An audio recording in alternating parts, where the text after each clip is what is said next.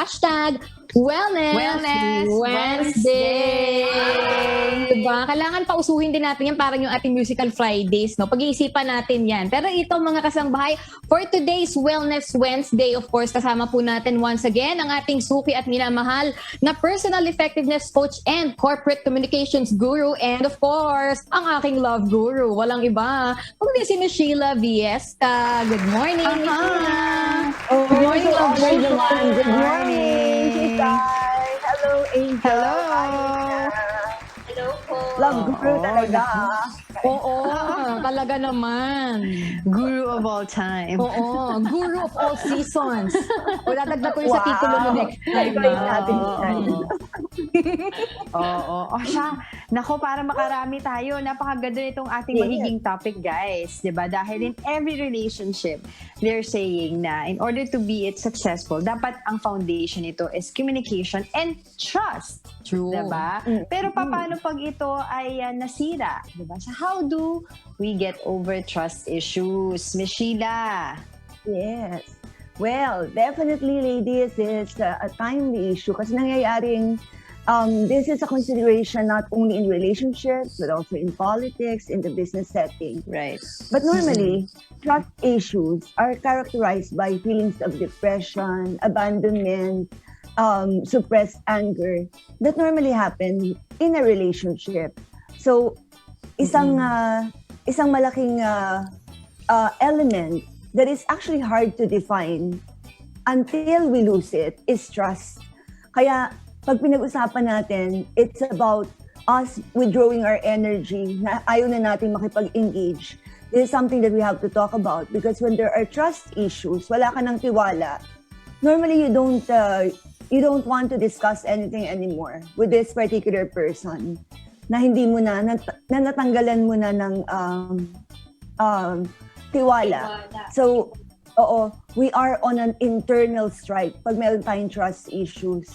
We can talk about this matter as something that can be traced back to childhood. May mga trauma, may mga issues na pinagdaanan. Pero this is also something that can be seen happening on a daily basis. Hindi ito madaling i-detect because we may not show it outwardly. But it is important to discuss kasi this can compromise our many relationships and commitments. Oo.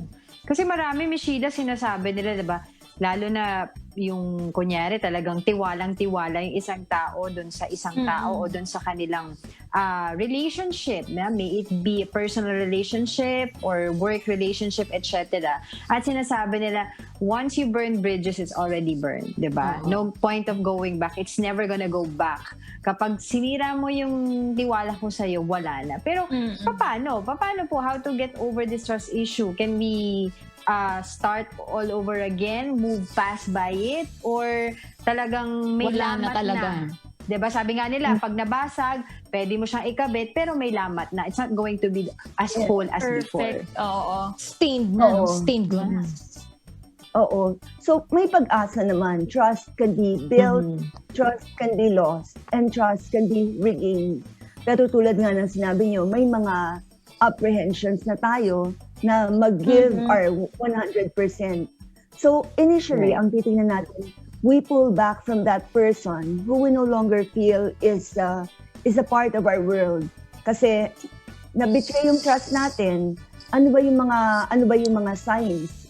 Paano natin nasasabi na ayaw na natin? So, may inconsistency. Yung behavior or language ng tao na pinagkakatiwalaan natin, taliwas sa inaasahan natin. There seems to be a mask or pretension na hindi natin maintindihan or hindi natin matanggap. Wala ring sense of compassion and humility in a relationship that's normally going to lead to trust issues. So, may magandang may magandang role dito yung respecting boundaries. Kailangan if you want to build trust or regain trust, you have to be able to communicate your feelings without bullying the other person. and be able to acknowledge kung ano yung role mo at mag-apologize ka rin. Yung compromises natin sa mga relationships, we should not be expecting anything in return. May mga small sacrifices tayo, and we consider that this is because relationships are a two-way street. Hindi yung gagawa tayo ng maganda kasi may hinihintay tayo. So it's very difficult to be at ease with someone na hindi nagpapakita ng ganito, and therefore when trust is compromised in these kinds of relationships, hindi na pinag-uusapan. So the tendency is to disengage. Kaya medyo mahirap i-address. That's why we normally say it's hard to regain. Pero pwede. Totoo. On the positive side naman, ladies, trust makes people feel eager to be a part of a relationship na may shared purpose. Kasi natututo tayo eh. And mas lumalawak ang pananaw natin at pag-intindi natin sa mga tao. It's very difficult to discuss this at the moment. Trust is lost. Pero pag open-minded ka kung ano yung mga pwede mong gawin in order to regain trust, you are the biggest winner. Mishida, meron lang sana ako gustong malaman, for example, you lost your trust with one person and you want to repair that amount of trust that you had with him or her prior kung ano man yung nangyari sa inyo, mahalaga ba na you tell them, nawawala na ako ng tiwala sa'yo? Is it something that you should actually bring up, or dapat you should deal with it on your own and then let things go on its natural course? Yes. Kung manunumbalik yung pagtitiwala mo sa kanya. Oo. Kung may interest talaga, then you consider that one definition of trust is that you feel safe whenever you're vulnerable. So, pag mga taong involved are, family members, people you work with, leader you look up to, what we want is to feel safe and secure in their company. Therefore, kailangan mo silang kausapin if there are matters that have to be discussed. Kasi, ang nangyayari niyan, malamang ikaw lang nakakaintindi ng sitwasyon mo. Malamang yung mga tanong mo, hindi nila alam, nandun pala, are lingering in the air. So, thus, you're not being able to communicate them, can put the relationship at risk. So, tama yung tanong na yan, Kikay. Kailangan kausapin if there's a certain level of trust that's needed in that particular engagement or relationship. And with that, idugtong ko lang, Lina, with that, having said that, Ms. Sheila, but how do you go from there? Kasi if, let's say, for example, if you wrong someone, diba, ang sabi nila, trust is earned. As Doc Joseph is also telling me kanina, talagang, pinagtatrabahuhan mo yan para malaman mo sa isang tao na parehas kayo that you guys trust each other. But if you have wronged someone, and is it also the best way to give that person his or her personal space first before you talk to that person, para, let's say, for example, recover muna siya from what happened, and then that's when you talk to that person about what are you guys gonna do about it, Mishida? Nasa may nakaalala. Maraming nagmamahal sa'yo. Oo. Sabi, namayan tayo dito pag Wednesday, alam mo yan. Oo. So, sa mga pagkakataon na yan, may mga, ang situation kasi, we have to tread lightly. Kasi yung hiddenness and personal nature of trust can be a problem for relationships. So, hindi mo basta-bastang pwede lang pag-usapan dahil nga yung isang tao has already distanced himself or has already disengaged. So, yung trust level na medyo mababa, hindi na rin pagkakatiwalaan kung ano man yung itatanong mo, kung ano yung i-offer mo na comment. It's good to distance yourself a bit, pero wag mong pabayaan na maiwan yung issue na unaddressed or unresolved. Kasi when you grow more distant, then it can become irreparable. And that's when we say na it's very difficult to regain trust or hindi na pwedeng ma-regain. Kasi pinabayaan natin. Nakakalungkot It's, naman yun. yeah. So, to be effective, whether you are a partner or a leader, kailangan talaga yung building of trust has to be constant and consistent para ma-ensure mo rin na may participation sila, may allegiance sila. Because we would like to work with people who we trust. We would like to support the partner who we trust. And in any successful relationship, kailangan to eh. Trust is definitely the cornerstone of any relationship. The glue that holds Right. all values together. Pag inisip mo, sige, open siya, di ba, supportive siya, medyo mahinahon siya, pero hindi mo naman siya pinagkakatiwalaan. Totoo. So, Wala the rin. absence of trust invalidates everything. Kaya, kailangan, when we distance ourselves, mayroon kang aim na ibalik talaga yon, whether it's in doing something about it or in discussing it one day at a time, one small step at a time.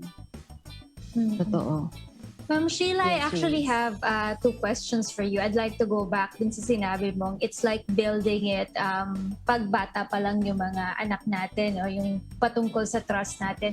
How do you build it? Kasi if you've noticed sa mga children, when you put them in school, talagang umiiyak yan. They don't like na naiiwan sila sa school. Parang mas clingy sila sa mga mothers nila. They don't trust yet yung teachers nila na maiwan sila sa school. And then secondly is, what can you say about yung trust the process? There's the cliche na sinasabi nila laging, trust the process. But for example, una mo palang na-meet yung taong to, kunyari isang doctor, ganyan. So you have to go to an operation. How will you trust the process? Pero ngayon mo palang makikilala itong taong to. Ngayon mo lang mamimit itong taong to. How will you do it, Ma'am Sheila? So, una muna sa mga bata, Rina, that's a very good point. Kasi yung trust issues are usually related to issues of abandonment. So kung may mga pagkakataon na umiiyak yung bata, huwag mong pababayaan.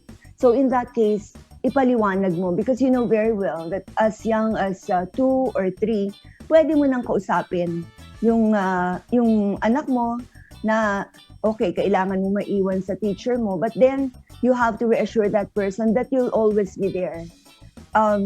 It's also something that can be used to build the level of independence of the child. Pag na-assert mo na, okay, nasa school ka ngayon pero nandito lang ako, susunduin kita. And make sure na in this regard, susunduin mo on time. Kasi hirap na nga yung damdamin ng bata na naiwan siya sa eskwelahan tapos na-late ka pa sa pagsundo. Then, Apat na oras pinag-antay.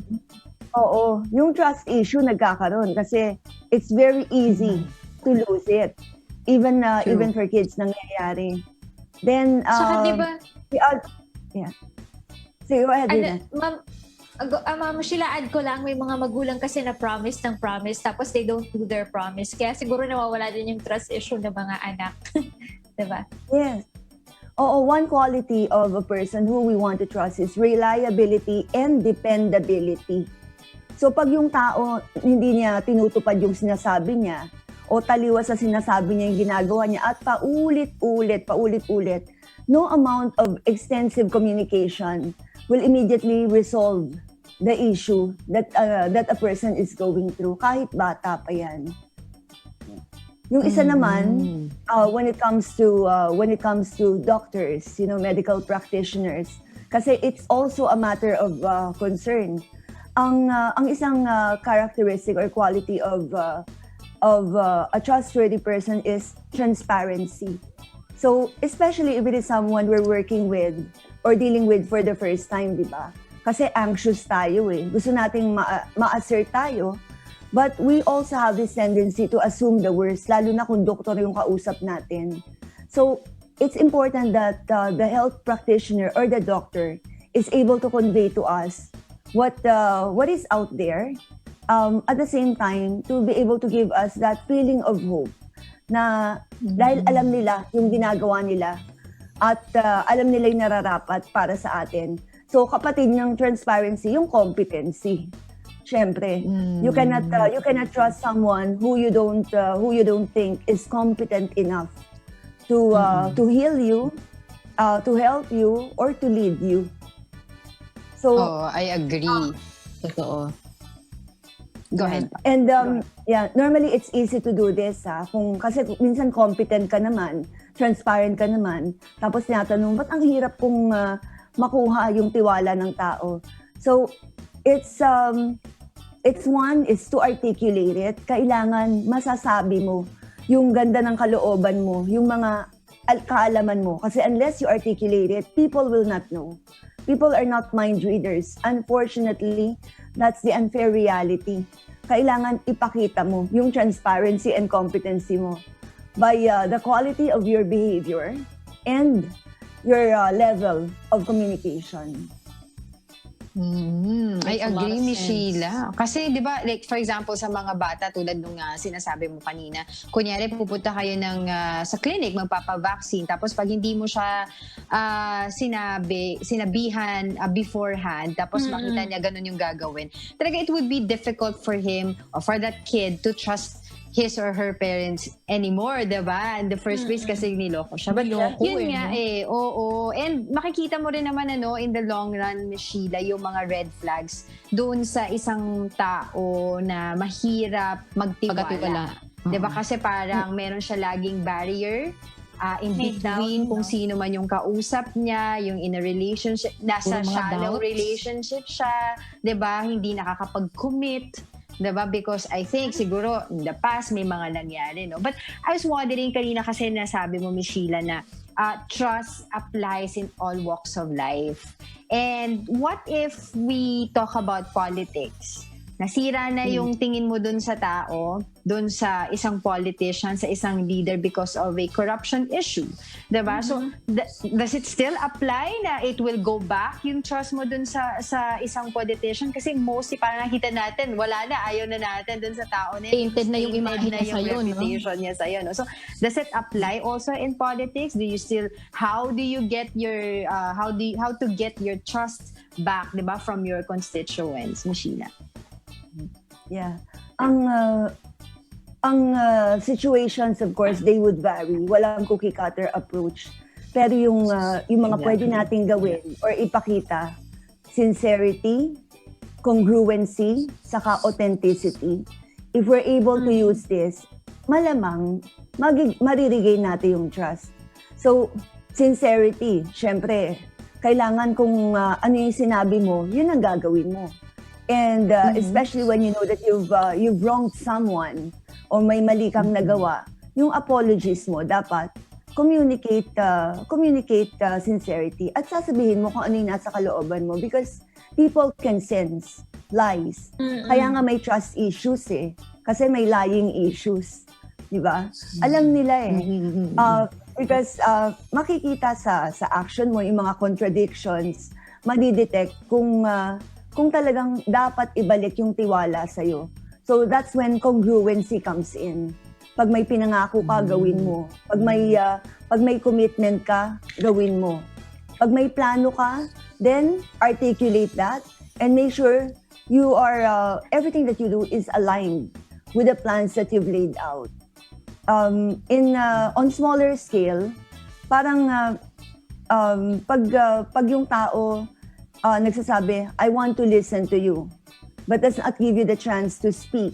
O kung ano yung sasabi mo, hindi naman pinakikinggan. Medyo nahihirapan tayo ibalik yung tiwala natin sa taong to. Or yung isang taong nagsasabi ng, okay, I really want to help you, I want to serve you, pero alam mo naman, the other dimension of what they're doing, iba, hindi talaga congruent sa sinasabi nila.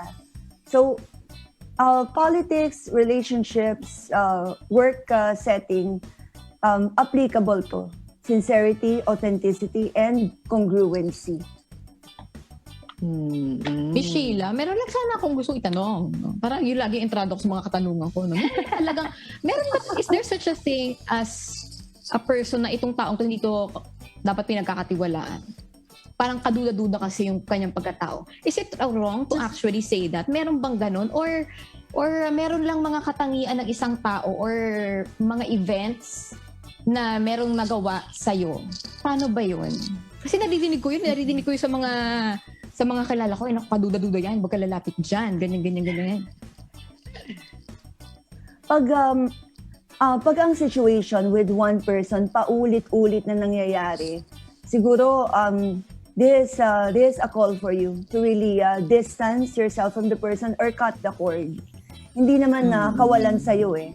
Kung one is too much. Kung yung drama laging one way, di ba? Directed towards you. Kasi in the end, you will be the one suffering. So itong trust issues na nangyayari, if it is happening for a certain period of time na kaya mong alisan, pwede ka pang mag-step back, do it. Kasi otherwise, when you're so involved, nag-mutate na eh, kahit yung thought process mo, hindi mo na ma-differentiate. And thus, ikaw rin, nagagawa mo sa ibang tao to. And all your other relationships suffer. So, may mga tao o sitwasyon na pwede tayong ipaglaban. May mga tao, sitwasyon na kailangan lang iwanan na for our own sake and for the sake of people who matter more. Oo. Ayun. I agree. Hindi kawalan. Oo. Totoo.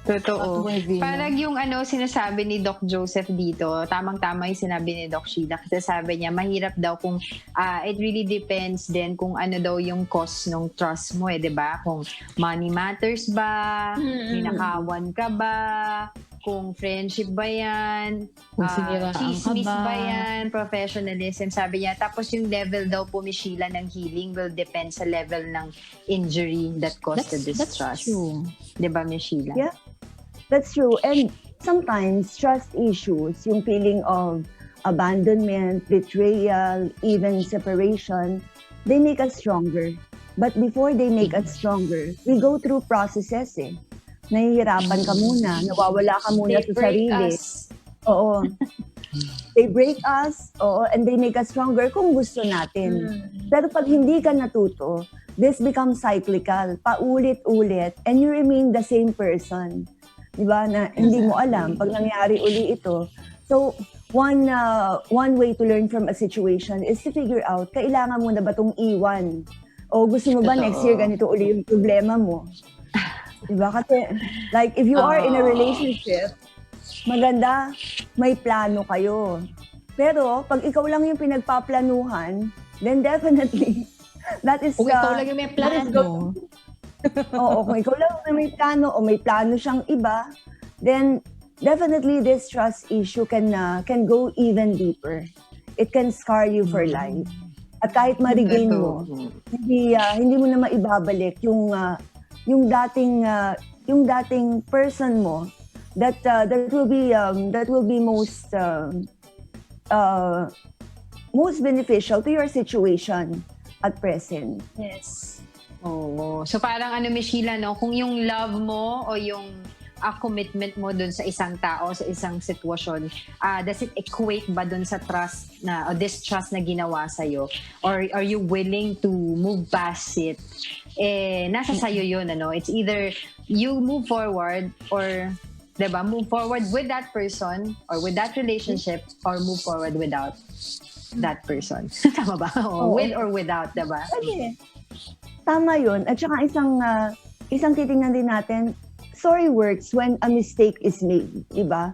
Pero when trust is broken, sorry is not enough.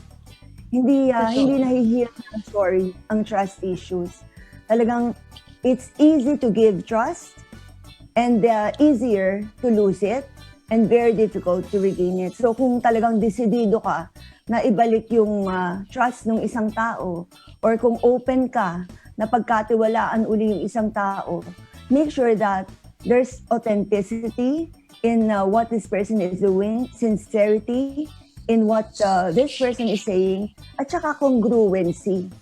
Align ba dun sa mga pinagsasabi at pinagagagawa niya yung gusto niyang patunayan para umusad yung relationship niyo? Totoo. Makes a lot of sense. Sige. Naku, Question naman, ladies. Ladies, Yes, go I would ahead, like to Ate ask Lola. you, Mm-mm. anong element or anong factor ang pinakamatinding nakaka-affect sa trust nyo in a person? Naku, sige, bilisan natin to ha. Mabilis. Sino mauna? Una, Tita Rolet. Amy, Ako na ba una? Ano ulit Sige. yung tanong natin? Ano yung pinaka-factor?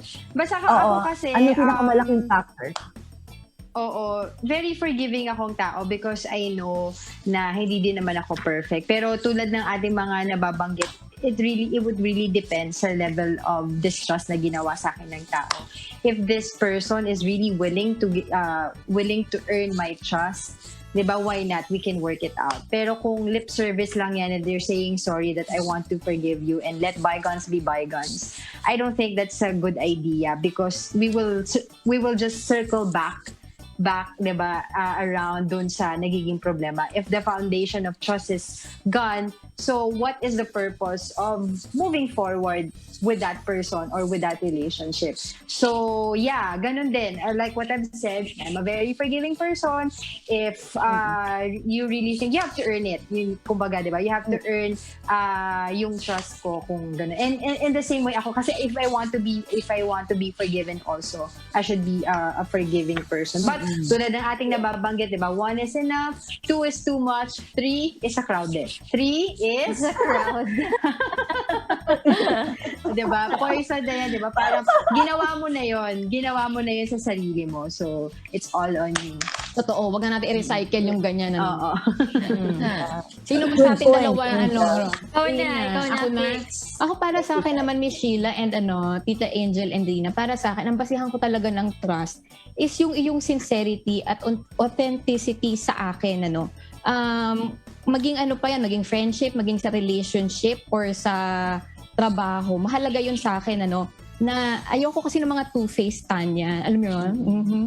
Parang if you have something with me, you say it directly to my face because I will face you. I will not turn my back on you, whatever it is. And at the same time, kapag tulad ni Tita Angel, hanggat kaya mo magpapatawad kay kasi ikaw din nagkakasala kay, 'di ba? So para lang sa akin yung kagustuhan mong itama yung mga mali mo, no? Yun talaga yung basihan ko kung should I trust you again or should I not anymore? Yung willingness mo on whatever it is that you want to achieve with that kind of person.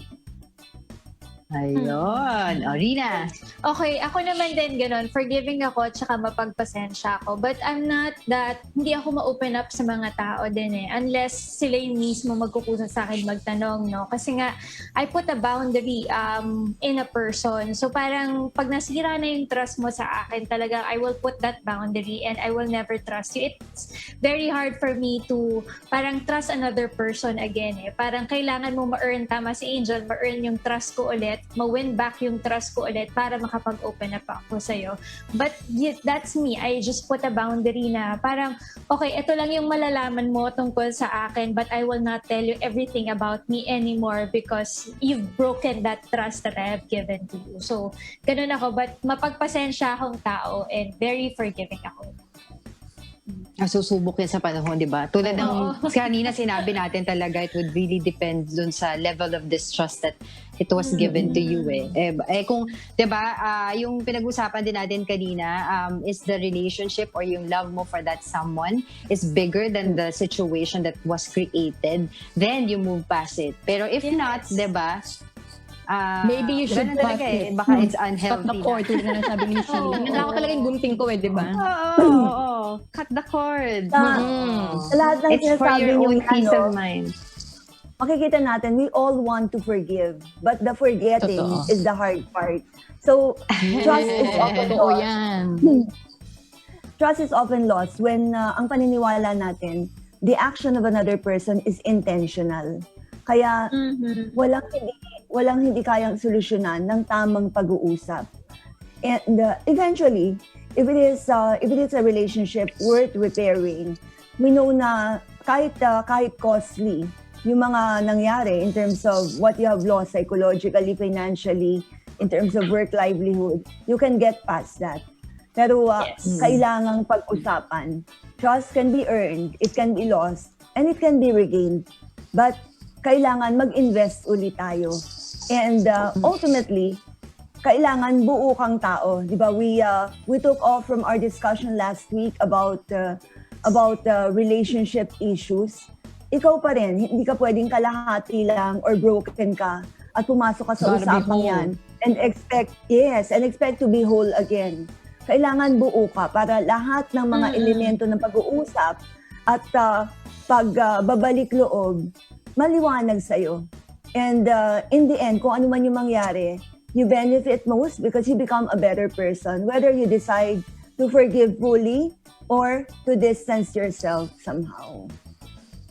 Ayun. So, tayo ay nagtitiwala na next Wednesday, babalik si Sheila sa atin. Totoo. But for the meantime, na Sheila, yung sa mga kasangbahay natin, mga viewers natin nagtatanong, di ba, paano ba nila mahahanap si Sheila Viesca? Di ba, Miss Sheila, go ahead. Thank you very much. Angel, Kika, Irina, always a pleasure to be here. To the viewers who want to reach us, they can call 0917-894-5588, 0917-877-5588, and check us out on Facebook, LinkedIn, Instagram under Sheila Viesca or Talkshop PH, Talkshop Consultancy. The workshops are all listed on talkshop.ph. And later, Angel, Kikarina, I have leadership training for the UNTV personnel. Wow. So, 6:30 Abangan nila yan. online. Abangan nag-register. Yeah. Live, no? Bye. Thank you so much, Miss Sheila. Abangan mamaya, of course, no? Thank you so Thank much. you. Ating Always a sa ating pleasure. topic. Totoo. Yes. Ang ating Happy Wellness trustworthy Wednesday, guru. ladies. Happy Oo, Wellness happy Wednesday, Ma'am Wednesday. Sheila. Ang Thank ating you. group of 6 months. Thank you so much.